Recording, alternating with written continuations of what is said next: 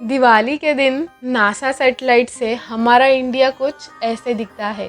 सोचो, एक ऐसी रात जब पूरे देश में एक साथ लाखों करोड़ों दिए जलाए जाते हैं, आसमान रंग बिरंगी रोशनी से भर जाता है और हर घर में आती है खुशियाँ। ये सिर्फ एक फेस्टिवल नहीं, बल्कि एक कहानी है जो हमें यह सिखाता है कि अंधेरा कितना भी गहरा हो, एक छोटी सी रोशनी उसे मिटा सकती है। लेकिन हम दिवाली मनाते क्यों हैं? और क्या धनतेरस, नरक चतुर्दशी, गोवर्धन पूजा, भाई दूज ये सब दिवाली से कनेक्टेड है? तो दोस्तों, आज हम जानेंगे दिवाली के उस 5 दिन की असली कहानी, क्यों हम इसे मनाते हैं और हर दिन का क्या मतलब है। तो दिवाली के पहले ही दिन हम मनाते हैं धनतेरस, और धनतेरस की कहानी शुरू होती है समुद्र मंथन से। जब देव दानव दोनों मिलकर क्षीर सागर को मंथन कर रहे थे, उसी मंथन से निकले धन के देवता धनवंतरी जी, जो अपने हाथ में अमृत की कलश लिए हुए प्रकट हुए। उसके साथ आई माँ लक्ष्मी, जो धन, समृद्धि और सुख की देवी है। तभी से इस दिन को धनतेरस कहा गया। लेकिन हमें धनतेरस के दिन क्या करना चाहिए? आप धनतेरस को नए बर्तन, सोना चांदी या कोई नई चीज़ खरीद सकते हो, क्योंकि माना जाता है कि इससे माँ लक्ष्मी माँ का आशीर्वाद घर में बना रहता है। दिवाली के दूसरे ही दिन हम मनाते हैं नरक चतुर्दशी, और इसे हम छोटी दिवाली भी बोलते हैं। नरक चतुर्दशी की कहानी कुछ यूँ है कि एक समय था जब धरती पर एक राक्षस राज कर रहा था, नरकासुर। उसके नाम में ही नरक था, जहाँ से अंधेरा शुरू होता है। उसके अत्याचार से लोग डर के साए में जी रहे थे। वो इतना शक्तिशाली था कि देवता तक को हरा चुका था और अप्सराओं को बंदी बना लिया था। जब उसके जुल्म हद से बढ़ गए, तब भगवान श्री कृष्ण ने अपनी पत्नी सत्यभामा के साथ मिलकर युद्ध का संकल्प लिया।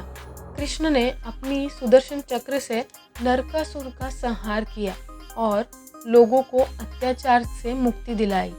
उस दिन धरती पर फिर से रोशनी आई, लोगों ने खुशी के दिए जलाए और अंधेरा को मिटा दिया। तब से इस दिन को नरक चतुर्दशी या छोटी दिवाली के रूप में मनाया जाता है, जो हमें यह सिखाता है कि बुराई चाहे कितनी भी बड़ी क्यों ना हो, अच्छाई की हमेशा जीत होती है। और फिर आती है वो रात जिसका इंतज़ार पूरे साल भर होता है, वो है दिवाली। ये वही दिन था जब भगवान श्री राम 14 साल के बाद वनवास पूरा करके लंका पर विजय पाकर माता सीता और हनुमान जी के साथ मिलकर अयोध्या लौट रहे थे। सोचो, 14 साल बाद अपना राजा, अपना राम अपनी धरती पर वापस आ रहे हैं। अयोध्या के लोगों के चेहरे की खुशी शब्दों में बयान नहीं की जा रही थी। इसलिए लोग घर से निकलते हैं, फूलों से गलियां सजाते हैं और हर घर के दरवाजे पर मिट्टी के दिए जलाए जाते हैं, ताकि राम जी की स्वागत में अयोध्या रोशनी से जगमगा उठे। उस रात पूरा शहर चमक रहा था, जैसे आसमान से सितारे ज़मीन पर उतर गए हो। और तब से इस पवित्र दिन को हम दिवाली कहते हैं, जो अंधेरा पर रोशनी की जीत का प्रतीक है। इस दिन माँ लक्ष्मी माता का भी पूजा की जाती है, ताकि घर में धन, समृद्धि और शांति बनी रहे। पर असल में दिवाली सिर्फ विजय का दिन नहीं है, ये एक नई शुरुआत का प्रतीक है। अभी हम चलते हैं दिवाली के चौथे दिन में, जहाँ हम गोवर्धन पूजा करते हैं। और इस दिन की कहानी जुड़ी हुई है कृष्णा जी के बचपन से। एक बार इंद्रदेव गुस्से में आ जाते हैं, क्योंकि गोकुल के लोगों ने इंद्रदेव का पूजा करना छोड़ दिया था। तब इंद्रदेव अपना प्रकोप दिखाते हैं और इतनी बारिश होती है कि पूरा गोकुल डूब जाता है। लोग भाग भाग कर कृष्णा के पास आने लगते हैं। तब छोटी सी कृष्णा ने मुस्कुराते हुए कहा, डरने की कोई ज़रूरत नहीं है, मैं हूँ ना।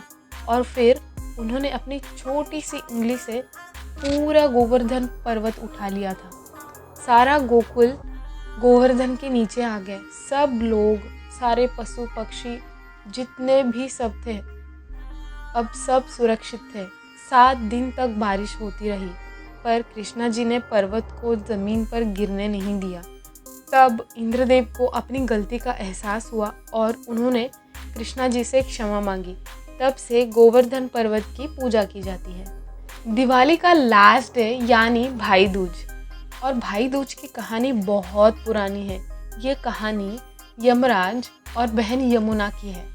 यमुना हर दिन अपने भाई यमराज का इंतज़ार करती थी, पर यमराज तो ठहरे मृत्यु के देवता, उनके पास समय कहाँ था। पर एक दिन अचानक यमराज अपनी बहन से मिलने आ जाते हैं। यमुना खुशी से झूम उठती है और पूरा घर सजाती है, मिठाई बनाती है और अपने भाई का आरती करके तिलक करती है। तिलक करते हुए वो कहती है, भाई मैं दुआ करती हूँ कि आप हमेशा सुखी रहो। यमराज बहन की ये प्रेम देखकर बहुत प्रभावित होते हैं और उन्हें वरदान देते हैं कि आज से जो भी भाई इस दिन पर अपनी बहन से तिलक कराएगा उसे कभी मृत्यु की भय नहीं होगा। तब से शुरू हुई भाई दूज की परंपरा, एक ऐसा दिन जो सिर्फ रस्म नहीं, भाई बहन के प्यार और आशीर्वाद की प्रतीक है। तो ये थी दिवाली के उस 5 दिन की असली कहानी, जो एक दूसरे से कनेक्टेड तो नहीं है पर हमें यह सिखाती है कि बुराई कितनी भी बड़ी ही हो, रोशनी उसे मिटा सकती। तो दोस्तों, आपके लिए दिवाली का सबसे खास पल कौन सा होता है? दिया जलाना, पटाखे फोड़ना, रंगोली बनाना या फिर लक्ष्मी पूजा? कमेंट में बताओ। अगर आपको इस स्टोरी से कुछ भी वैल्यू मिलती है ना, तो इस वीडियो को लाइक कर देना और चैनल को सब्सक्राइब भी कर देना ऐसे ही वैल्यूएबल कंटेंट के लिए। Thank you so much and तक देखने के लिए। मिलते हैं नेक्स्ट वीडियो में, तब तक के लिए कीप ड्रीमिंग, कीप अचीविंग।